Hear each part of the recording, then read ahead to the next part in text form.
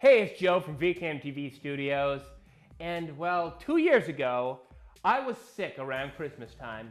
I think it was a mixture of Christmas cheer, the flu, Deck yourself with flu protection, fa la la la la la la la, and being backed up on a lot of cheese product. I didn't leave them cookies, I left them cheese. Well, anyway, in this haze, I didn't feel like surfing the net. Didn't want to make a video. I pretty much just wanted to surf the television and lay on the couch. And what did I find? I found that I was too lazy to get up and find the remote control. And what I discovered was the underground Fight Club of movies. The first rule of Fight Club is, you do not talk about Fight Club.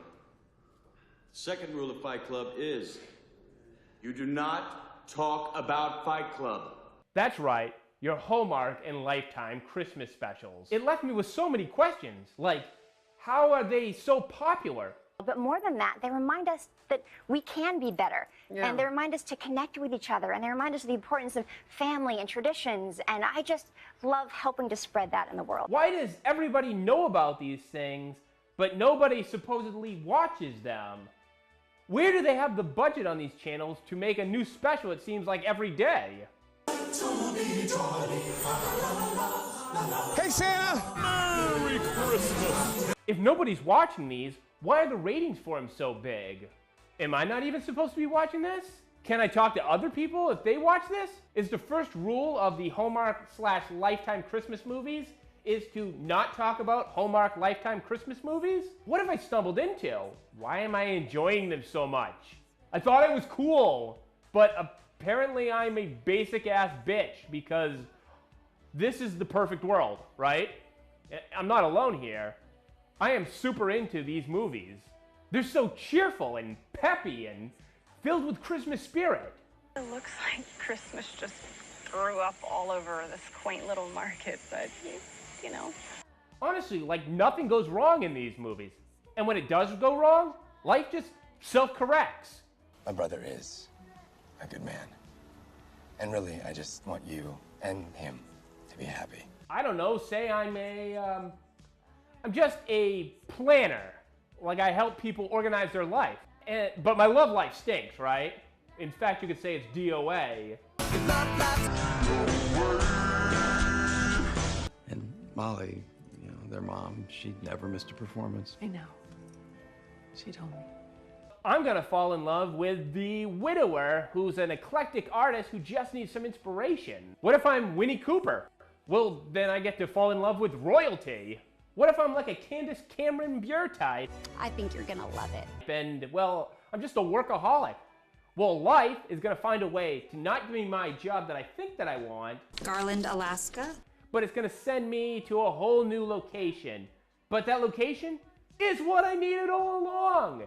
And also I'm gonna fall in love with Santa's kid. Well, my dad's mysterious shipping business, the employees sneaking around, the sleigh, Rudy. I just wanted to be a cool edgelord and make fun of these sappy products. Really? Haley from One Tree Hill has to go home to save the poinsettia business so that the family doesn't have to sell it to her old childhood rival. Basically, the poinsettias have to be harvested. I'm not going to pretend I understand anything about flowers or farming. I loved it. I honestly thought it was a great movie. So here are some life lessons I learned from these Hallmark Lifetime movies. I learned that if you were a sitcom star in the 80s, 90s, or 2000s, you basically have a job for life. It's the who's who of the, hey, I like that person, but I don't recall seeing them in anything after their hit show. You got multiple films with Melissa Joan Hart, multiple films with Dean Cain, and I'm pretty sure that Candace Cameron Bure holds some sort of stake in Lifetime or in Hallmark. And it works for me because I like seeing Beverly Mitchell in things. She's my ideal woman. I learned that even if you're a sad widower, love can strike twice. Dad? Noelle, Mom? Yeah, you can capture lightning in a bottle. I learned that there's no such thing as a disaster. They're just temporary setbacks. A pipe burst at the church, and now the nativity may not happen because we need a place for the show, so I was wondering if maybe we... It's all yours. I learned that the big city That my big city girl? Hi, Mama. isn't all that it's cracked up to be.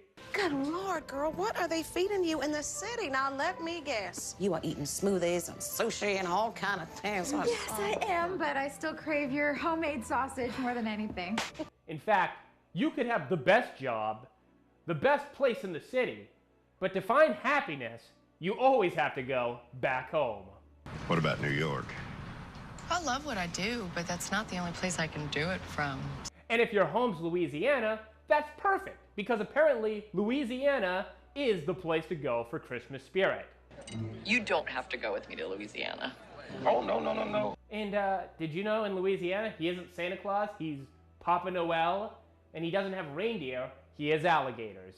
Do you know how Papa Noel gets all the presents to the good little girls and boys?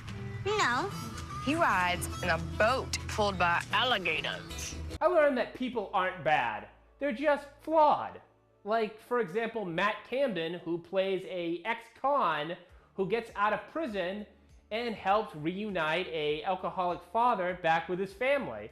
First, the father has to rehab himself, but, I mean, an ex-con's trying to facilitate two people to get back together for the sake of the kid. The only person that's truly bad is the fake country girl. My agent already has the contract. So, y'all enjoy your little dances and your YouTube musical prodigies, because come Christmas Day, the only present under the tree is going to be for yours truly. I learned that the only business worth succeeding in is the family business. Grace. Hi. Yeah, can you come get me? I'm taking a red eye. I'm coming home.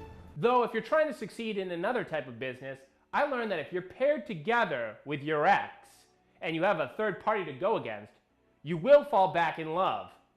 Or you don't even have to be exes. You could just be two people who dislike each other as competitors, but you're gonna fall in love when you have to go against a third party, like Melissa Joan Hart and AC Slater do when they're competing toy store owners and have to face this knockoff Toys R Us. You have your earmuffs on. Oh, I knew that. Roy's Toys, largest selection in New England. If only this guy knew what happened to Toys R Us.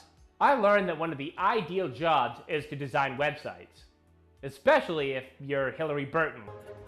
Actually, I could use a website for my novel. Yes! Now this one's for the ladies. Ladies, if you want your perfect man, see if he's some sort of coach, that he helps out the local children. Now Beverly Mitchell knew that Chase was a good guy because he gave up his baseball career, but still helps the kids as a coach. I also learned that PG love is the way to go. We don't need to get raunchy. Come here.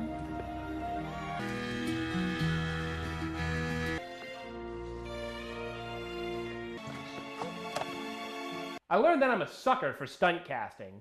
If you're gonna reunite the parents from Family Matters, the parents from Family Ties, Cheers, One Tree Hill, Sabrina the Teenage Witch, I'm in, okay? It works, and it adds to your Christmas movie.